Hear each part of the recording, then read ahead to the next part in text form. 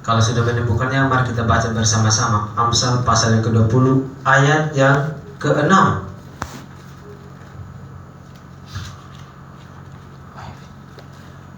Oke, kita baca bersama-sama Amsal 20 ayat yang ke-6. Kita baca bersama-sama 1, 2, 3. Banyak orang menyebut diri baik hati, tetapi orang yang setia siapakah menemukannya? Baik, mari kita berdoa dulu. Bapa di surga, kami sudah membaca firman-Mu dan pada siang hari ini kami mempelajari. Kiranya Engkau yang memberikan hikmat kepada kami agar kami bisa memahami dengan baik. Amin. Saya akan membaca sekali lagi. Banyak orang menyebut diri baik hati, tetapi orang yang setia siapakah menemukannya? Jadi Salomo memberitahukan kepada kita bahwa banyak orang yang menyebut dirinya baik hati, tetapi yang setia sulit ditemukan. Betul atau enggak? Salomo berani menyatakan seperti ini karena dia sudah mengalami yang namanya kesetiaan. Salomo itu orang yang paling setia, tetapi walaupun dia jatuh, tetapi kalau kita lihat di pengkhotbah itu, di akhir itu, kemungkinan besar dia itu ada penyesalan. Makanya dibilang semuanya sia-sia. Jadi ada satu penyesalan. Jadi sulit ditemukan. Lalu kalau kita memperhatikan di zaman sekarang, apakah kita bisa mudah mendapatkan bahwa orang yang setia itu banyak atau tidak akan kebenaran?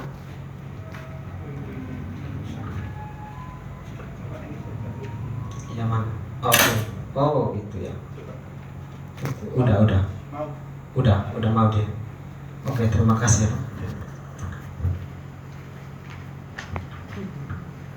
Jadi sulit. Jadi kalau kita memperhatikan itu bisa mudah sekali sebenarnya.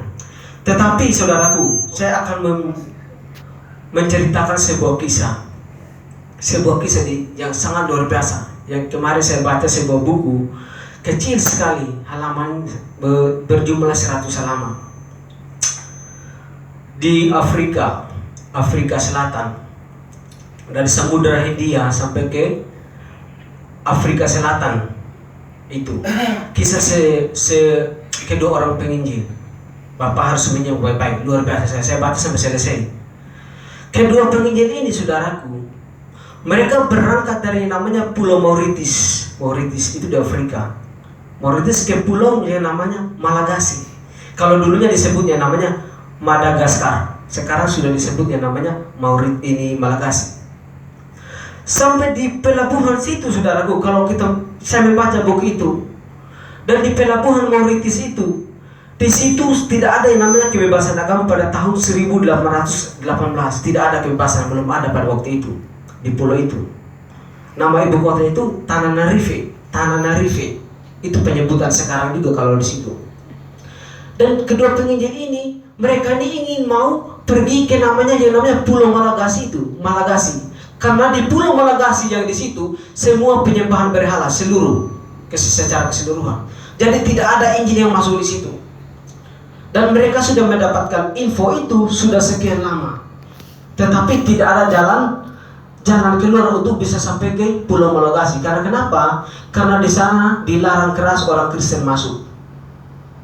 Tetapi Johannes dan Bevan ini namanya, mereka tetap cari yang namanya solusi. Akhirnya mereka menaikkan sebuah kapal perahu perdagangan lembu-lembu waktu itu. Mereka pergi begitu, Bapak Ibu. Dan ada di situ pedagang satu yang istilahnya mandor di situ. Bapak, ini kapan mau berangkat kemana? Ditanya. Mereka ini penginjil ini. Tanya, dia bilang, apakah ini mau ke Malagasy atau tidak?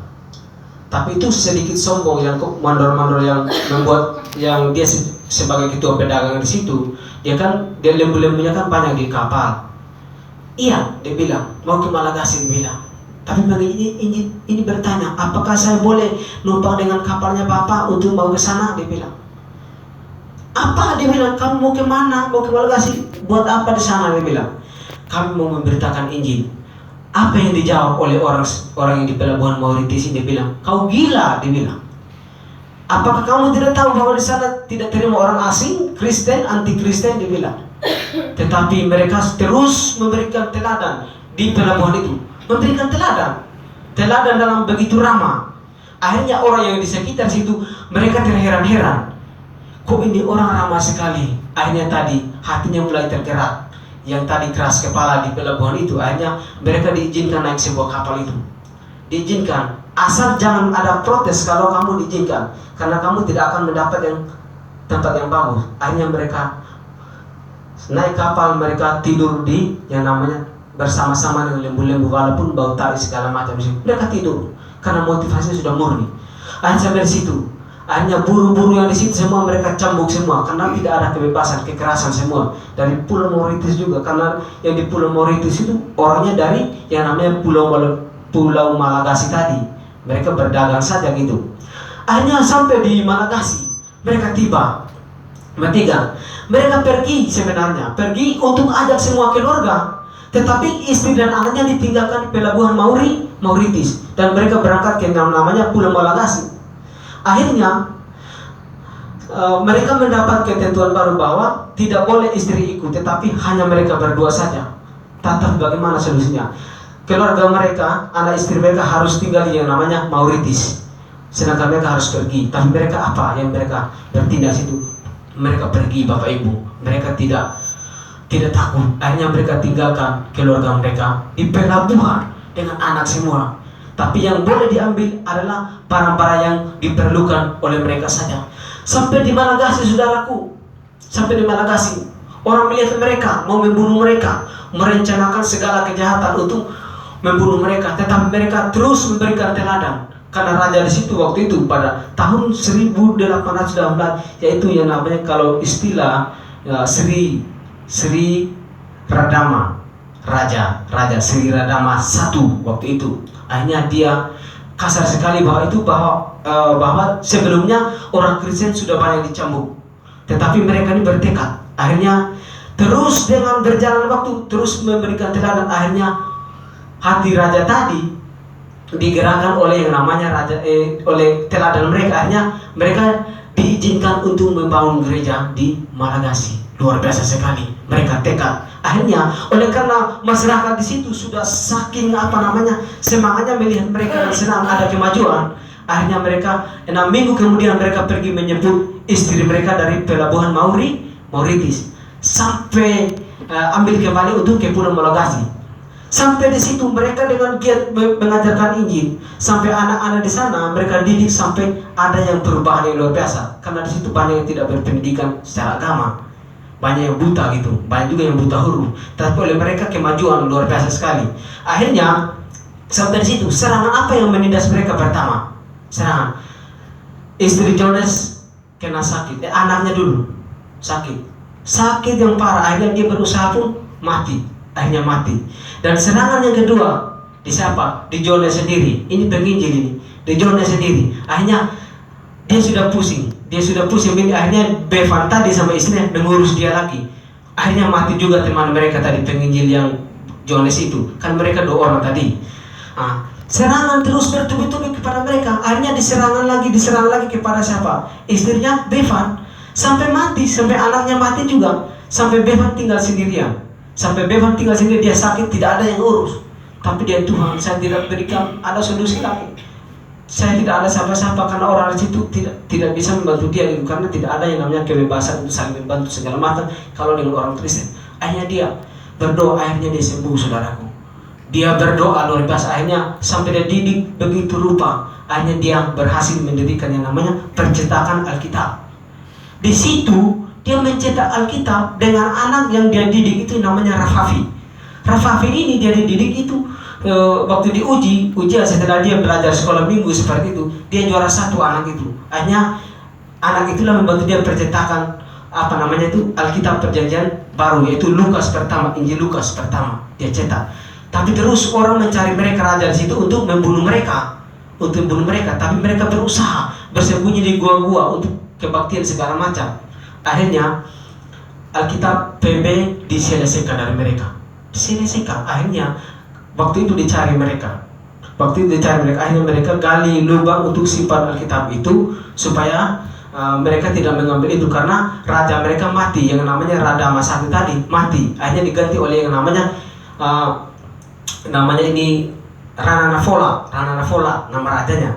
Rananafola diganti lagi. Hanya itu raja sangat kejam sekali, sampai mereka dibunuh, digantung semua. digantung. Akhirnya raja itu juga mati, saudaraku. Mati dia. Mati juga raja itu karena kenapa? Orang tidak mau percaya dia lagi. Raja yang kedua tadi, tidak ada yang percaya karena semua orang Kristen. Kenapa mereka rela mati begitu? Hanya demi Kristus juru selamat, kenapa mereka harus mati? Mereka bertanya-tanya, kenapa tidak masuk akal? Dia bilang, kenapa hanya Kristus mereka tinggikan, mereka berani bayar harga. Mereka bertanya-tanya. Akhirnya masyarakat Malagasy semuanya tidak mau mempercayai lagi tindakan yang konyol itu. Akhirnya mereka bertanya-tanya. Akhirnya masyarakat Malagasy banyak yang jadi Kristen, saudaraku. Hanya karena satu orang, bukan banyak orang. Itu loh kuasa Tuhan. Walaupun teman-teman mereka digantung banyak. Jadi saya akan hubungkan dengan tema saya. Jadi orang yang setia sulit ditemukannya. Sangat sulit. Sangat sulit. Banyak orang berkata saya setia melayani Tuhan, tetapi sulit ditemukan. Sulit artinya memang sulit sekarang. Jadi kita jangan percaya, oh saya rajin melayani Tuhan, oh belum tentu. Kita lihat dulu. Karena saya melihat selama ini yang saya lihat, kalau gerejanya besar, dia rajin melayani, tapi semakin turun namanya perpuluhan segala macam, mungkin ada berkat kasih dia semakin menjauh. Itu bukan setia. Kalau GBIA jelas, bukan mau meninggalkan diri kita. Terus terang, kita siap. Itu faktornya karena kita memahami firman dengan baik. Jadi itu sulit ditemukan, saudaraku. Jadi itu salah satu pelajaran bagi kita. Apapun yang kita hadapi, kita harus tetap seperti setia sampai mati, seperti yang namanya Bevan, penginjil Bevan. Tapi saya percaya mereka ada titik satu kebenaran saya melihat di perjalanan kisah mereka, bahwa mereka tidak percaya yang namanya bisik-bisik itu. Karena pada waktu itu sempat dibisik dia, suruh pulanglah ke negerimu, dibilang. Karena di sini tidak akan bisa membangun yang namanya Kristen. Tapi dia tidak, dia harus pergi. Karena dia mengingat satu ayat, apa? Ayat yang dia mengingat, yang dia menjadi kuat. Karena kalau aku memelihara nyawaku, maka kehilangan keselamatan dia juga. Tetapi kalau aku kehilangan karena nyawaku, karena Yesus, makanya aku hidup. Itu dia mengingatkan ayat itu. Oleh sebab itu dia memiliki keteguhan hati, bahwa itu kalau seandainya dia tidak mau bertindak di situ, berarti dia gagal dalam pelayanan. Dia tidak mampu yang namanya untuk menanggung penderitaan dalam pelayanan. Jadi begitu juga dengan kita. Orang yang Kristen yang sungguh-sungguh memahami firman Tuhan, yang mau setia, tidak tergoncang oleh apapun juga. Kalau yakin benar. Tapi tergantung dari pribadi kita masing-masing, Bapak Ibu. Oleh sebab itulah perlu mendengarkan Injil dengan benar. Perlu cara penjelasan seseorang dengan benar. Kita jangan meremehkan itu. Jadi itu setia sampai mati. Ketaatan yang tidak bisa boleh digoyangkan oleh apapun juga. Oleh sebab itu, Bapak Ibu, saya akan memberikan di sini nanti buat kita. Di sini bagaimana ada 3 alasan mengapa kita orang Kristen harus setia sampai mati. Ada 3 alasan yang saya akan bahas pada siang hari. Ada 3 alasan. Mari kita membuka di dalam Ibrani.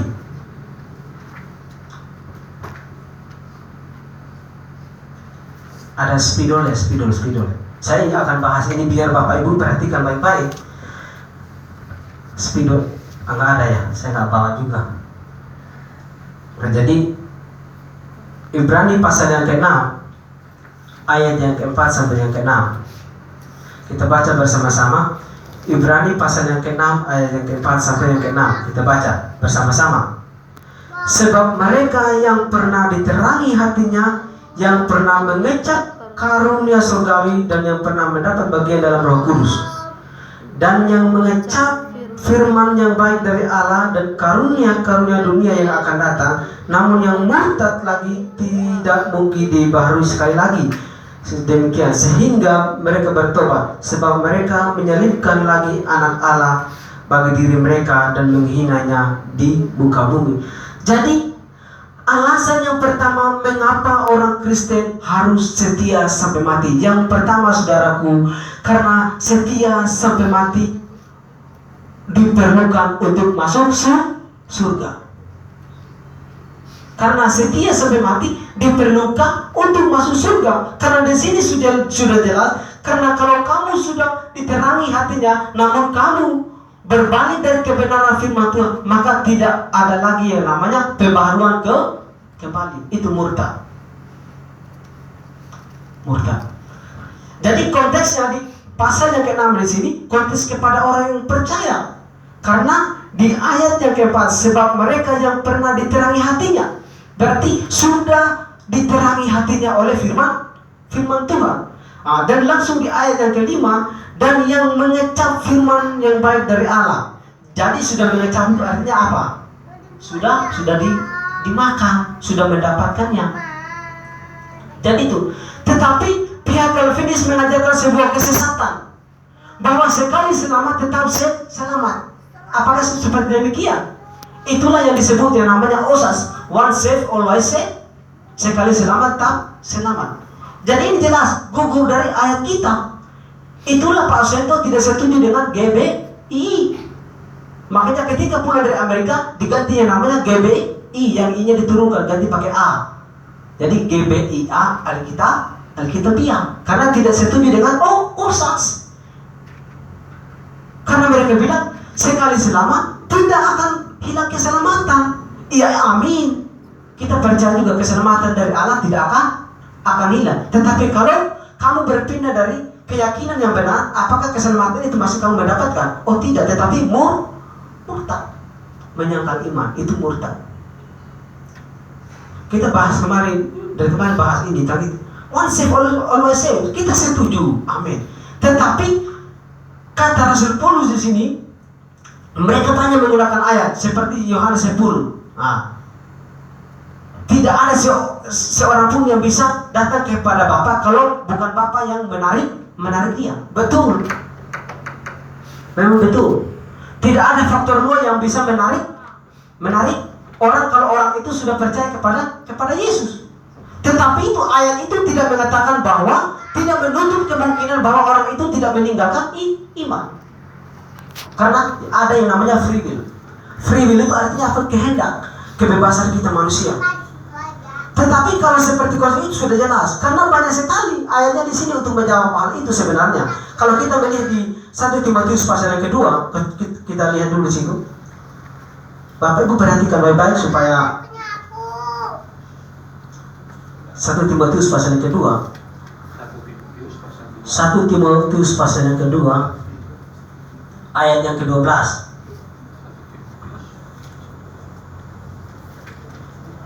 Sabar ya.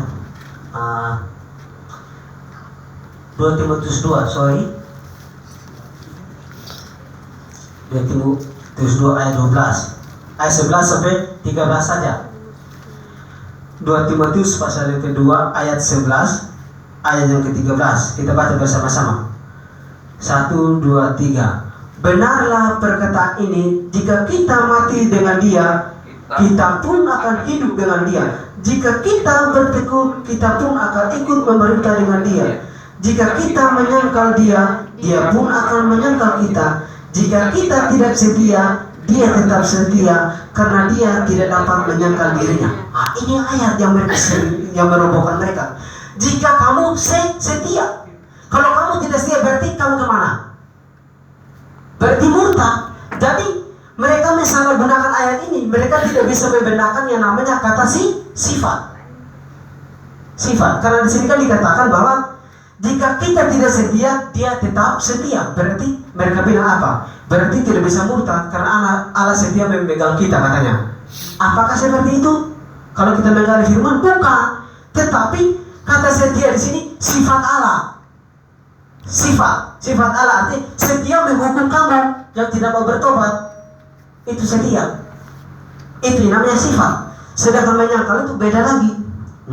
Jika kita dengar, menyangkal itu artinya itu, sahabat saya ada catat sini, sayangnya nggak ada ini ya, nanti aja. Menyangkal itu kalau kita melihat jadi di sini arti itu setia itu kata sifat Allah. Jadi setia kepada orang yang tetap berpegang teguh pada firman Tuhan. Setia pada perkataannya. Kalau seorang yang tidak mau bertobat setia untuk menghukum. Tuhan tidak menyangka, katanya di sini, karena jika dia tetap setia karena dia tidak bisa menyangka, Tuhan tidak bisa menyangka. Jadi ayat ini sama sekali tidak ada hubungannya dengan osas. One saved, always saved. Sekali selamat, tetap selamat. Itu sesat, kesesatan. One saved, always saved. Itu kita lagi diskusi kemarin. Kita harus menyelidiki, karena di Ibrani tadi itu sudah jelas. Hati setiap orang sudah pernah mengecap firman dari Allah yang baik. Namun dia berbalik, tidak bisa lagi diperbaharui sekali lagi, tidak bisa lagi. Jadi ketika kita orang GBIA yang sudah mendapat kebenaran, yang menjunjung tinggal kita, kalau kamu melangkah menyangkal iman yang benar, maka murtad, tidak ada pengampunan. Oh, karismatik, kesalahan di sini besar, sangat luar biasa saudaraku. Saya di gereja karismatik begitu. Oh, Tuhan dia bilang, hari Minggu selama sepanjang minggu ini saya banyak berbuat dosa. Oleh sebab itulah saya setiap minggu bercucuran air mata untuk meminta ampun supaya saya bisa diselamatkan. Kenapa bisa begitu, saudaraku? Bukan seperti itu. Dosa perbuatan saya sudah ditanggung oleh Tuhan Yesus. Tetapi dosa apa yang saya berbuat sekarang, itu dosa moral saya, manusia. Kalau kita berbicara, jadi kalau saya tanya sama karismatik gitu, kenapa kamu takut? Kamu tidak masuk surga. Seandainya Bapak tadi tidak sempat datang ke gereja minta ampun, kamu kemana? Saya tanya, kemana? Saya tanya dulu, kamu yakin masuk surga nggak? Oh, bisa masuk neraka. Nah, itu kesalahan mereka, itu Pentakosta begitu. Jadi mereka namanya kan, sini maju ke depan, saya akan mengurapi kau, mengampuni kau. Itu salah Bapak Ibu. Jadi sekali selamat, orang sudah diselamatkan itu mengambilkan Yesus sebagai juru selamat, dia sudah pasti masuk surga. Karena di Roma pasal yang kelima di situ ayat ke-10, setiap orang yang percaya pasti akan diselamatkan. Jadi yang Tuhan tolak ketika kamu menyangkal iman. Jadi kalau seperti ajarannya Erastus harus sempurna, tidak ada orang yang sempurna. Tidak ada seorang pun yang akan masuk surga kalau kamu penekatannya sempurna. Itulah kita tidak setuju dengan Erastus sempurna. Kita nantang keras. Bukan kita tidak mau lihat dari itu. Jangan dikelabui oleh setan pikiran kita. Walaupun gereja kamu banyak, tapi kamu uji grafis, silakan. Kita siap. Silakan. Kita akan melihat bagaimana pemahaman kalian. Sangat-sangat mengkhawatirkan sekali seperti itu. Karismatik yang sangat luar biasa memiliki keraguan. Karena sebenarnya itu bukan dosa ini, sebenarnya dosa yang disebabkan oleh Adam sebenarnya sudah ditanggung ketika kita percaya. Karena di Roma pasal 5 itu Yesus membenarkan orang percaya, menggantikan posisi kita, dan kita hidup bagi Yesus. Jadi posisi Yesus yang kudus diberikan kepada kita, dan kita hidup bagi Yesus. Jadi situ pertukaran posisi. Jadi itulah yang kita tolak itu bukan dosa keturunan, tetapi dosa posisi. Posisi saya tadi sudah berdosa, ketika Yesus datang selesai. Apakah orang lahir baru masih bisa jatuh dalam dosa? Masih. Tetapi 2 Korintus pasal 7 ayat yang pertama bilang, tetapi karakter harus dibaharui setiap hari, berusaha menyucikan dirinya dari segala pencemaran jasmani. Itulah dibentuk karakter. Jadi itu jelas. Jadi kalau orang tanya sama kita, yakin nggak masuk surga? Yakin nggak masuk surga? Amin. Apa alasannya? Ini harus tahu loh. Karena Pak Seno mungkin cerita di blog kelas, dia sering cerita, dia bertanya menginjili satu orang. Padahal kita ketawa sekali dia bilang ini. Pak Seno ini orang Kristen, dia tanya ada seorang bapak di Jakarta ini. Seorang bapak di Jakarta atau di mana udah lupa. Ya orang Kristen Pak, dia bilang. Apakah kalau sudah menginjili, apakah bapak sudah yakin kalau mati kapan saja pasti masuk surga? Amin, saya pasti masuk. Kapan saja saya mati pasti masuk surga. Boleh tahu alasannya? Kata Pak Sento. Dr. Sentolio sudah kasih tahu sama saya bahwa setiap orang yang mengaku dirinya orang berdosa dan menerima Yesus sebagai juru selamat pasti diselamatkan. Pak Sento kaget katanya, Dr. Sentolio. Akhirnya Pak Sento bilang begini, emangnya Bapak siapa? Dia bilang, saya Dr. Sentolio. Oh Bapak sudah ini, ternyata kecil-kecil katanya. Begitu. Itu luar biasa, banyak sekali pengalaman pasien seperti itu. Jadi kalau ditanya sama kita, pengakuan yang benar adalah kita mengakui diri orang berdosa dulu, seperti Rasul Paulus mengakui orang berdosa, karena 1 Yohanes pasal 1 ayat yang ke-8 kita boleh bisa menipu diri kita kalau kita menyangka kita tidak berdosa. Jadi mengaku diri orang berdosa tidak mampu menyelamatkan diri saya, tetapi oleh karena Yesus mati di atas kayu salib menanggung dosa saya, dan saya menerimanya dengan segenap hati saya, sehingga saya menjadi anak-anak Allah, dan saya mau hidup bagi Yesus, Yesus hidup bagi saya. Amin. Percaya. Jadi kalau ditanya bagaimana? Yakin gak kalau kapan saja mati masuk surga? Amin. Jangan seperti saya disambut di sana. Disambut waktu saya tahun pertama pulang, ketika dikhotbah di karismatik. Saya tanya, saya bilang, siapa yang sudah pasti masuk surga di sini?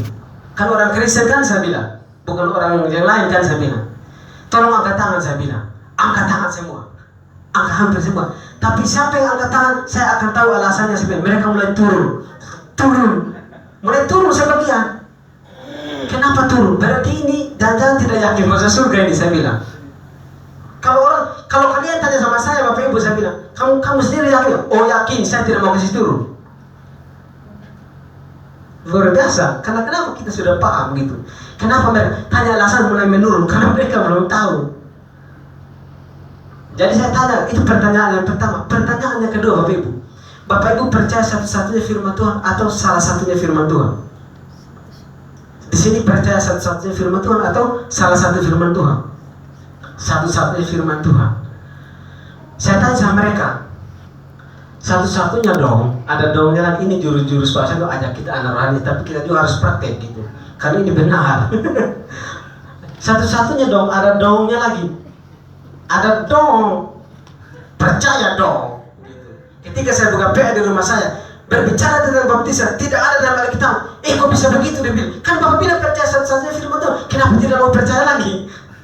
Kan katanya satu-satunya, berarti apa yang tertulis di Alkitab kita harus mengikuti. Sekarang saya buka ayat Alkitab baptisan bayi tidak ada di dalam Alkitab, Bapak marah sama saya. Gimana sih? Kalau saya pukul Bapak, saya bilang, nanti polisi bilang, Pak Markus pukul saya. Dia bilang, kira-kira percaya yang ada bukti atau tidak? Kalau memang kamu sengaja tidak bukti, nggak mungkin dia percaya dong. Polisinya bodoh, saya pikir itu. Kalau ada bukti percaya dan bikin Alkitab. Kalau ada buktinya kenapa tidak? Kan begitu. Makanya orang GBA selalu dimusuhi oleh semua aliran ekstrim. Memang ekstrim. Nyatakanlah apa yang benar. 2 Timotius pasal 3 ayat 6 benar. Segala tulisan yang diilhamkan Allah memang bermanfaat untuk mendidik orang dalam kebenaran, untuk menyatakan kesalahan, untuk memperbaiki kelakuan. Itu manfaat firman. Kalau di Protestan tidak seperti itu, nanti takutnya nanti hilang jemaat, kurang perpuluhannya nanti. Kan repot, jadi rugi saya dong, kata pendeta. Jadi GBA itu harus semangat, kita kecil, kita posisi benar, pasti masuk surga. Amin. Jadi setia sampai mati diperlukan untuk masuk surga. Kalau Anda tidak mau setia pada kebenaran yang sudah dikasih, sudah kamu kecap, pasti kamu akan murtad. Saya khotbahnya lebih semangat dari Pak Mevin. Saya itu orangnya tegas. Tanya sama adik saya itu. Saya khotbah di Grafia begitu. Karena dari timur rata itu seperti itu. Tapi kita jangan bersemangat yang salah seperti karismatik. Saya tidak seperti itu. Pak Dance saya lalu khotbahnya bersemangat seperti itu. Supaya jemaat juga jangan terlalu lembek juga, supaya jemaat semangat gitu. Harus seperti itu. Jadi setia sampai mati. Jadi jangan, kalau Anda nanti sampai di rumah, banyak kesalahan, aduh saya harus minta ampun, aduh takut kehilangan keselamatan, jangan. Tapi boleh minta ampun nggak? Boleh nggak? Hah? Boleh. Tetapi minta ampun kepada siapa? Tuhan Yesus, bukan kepada Bapa. Karena posisi kita di hadapan Allah Bapa sudah kudus selama kita tidak menyangkal Yesus.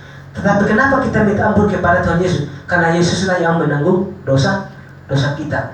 Jadi posisi kita sudah beres sama Bapa, kita harus mengakui setiap kesalahan yang kita perbuat setiap hari kepada Yesus. Karena bukan Bapanya yang menanggung dosa kita, tapi anaknya yang diutus itu. Kita ada bahas dari kelompok satu, pusing kepala kita di grup.